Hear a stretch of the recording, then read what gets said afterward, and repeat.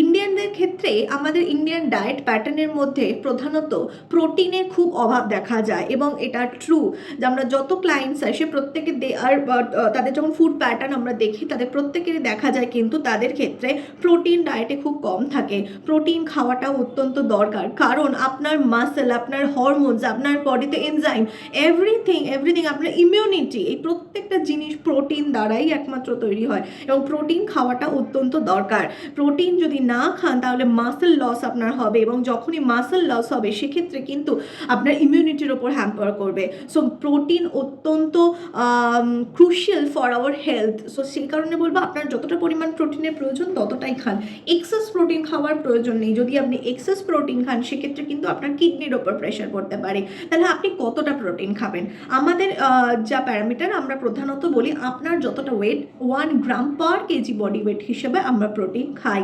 কিন্তু যখন যারা জিমে যাচ্ছেন তাদের ক্ষেত্রে অনেকেই দেখি তারা 2 গ্রাম 2.5 গ্রাম প্রোটিন খাচ্ছেন। বাট হোয়াই, কেন, কতটা ইম্পর্টেন্ট, কোন জায়গায় গিয়ে সেটা আপনার লাগছে, কতটা এক্সারসাইজ করলে তবে ওই প্রোটিনটা আপনি ইউটিলাইজ করতে পারছেন, আদারওয়াইজ কিন্তু ওটা এক্সেস অ্যামাউন্ট হয়ে গেলে আপনার কিডনির ওপর প্রেসার পড়বে।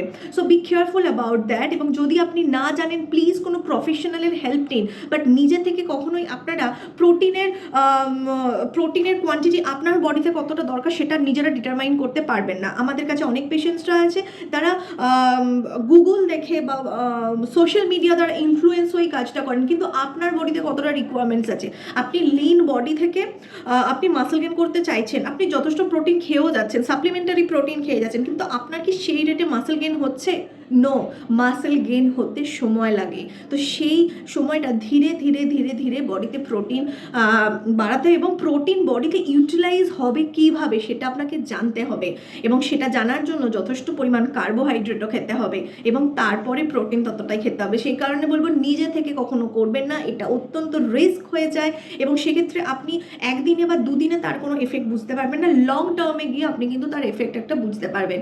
প্রথমেই বলবো যারা খুব ইয়াং পিপলস আছো তারা বি কেয়ারফুল অ্যাবাউট দ্যাট। কোনো ইনফ্লুয়েন্সার দ্বারা ইনফ্লুয়েন্সড হয়ে করো না, তোমার বডিকে জানো। Body is a system, is a very scientific ওয়েতে এই সিস্টেমটা কাজ করে। তো তোমার এই সিস্টেমটাকে প্রপার ওয়েতে চ্যানেলাইজ করা বা তাকে চালানোর জন্য প্রপার নিউট্রিশনস দাও, এক্সেস দিও না এবং কমও দিও না।